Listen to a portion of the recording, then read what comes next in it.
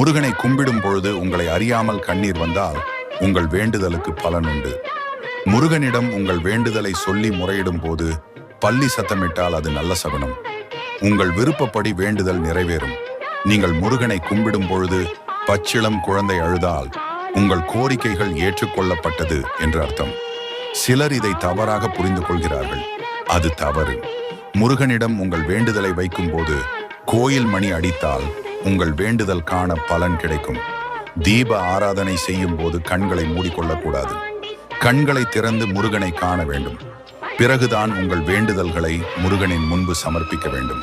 உங்களது வாழ்க்கையில் எந்த முன்னேற்றமும் வரவில்லை என்றாலும் உங்களது கஷ்ட காலத்திலிருந்து தப்பிக்க, கால தோஷத்தை நீக்க 62 அடி நாகநாதசாமி கோவிலில் இருக்கும் 12 கால பைரவர்களை ஒருமுறை சென்று வழிபட்டு வாருங்கள்.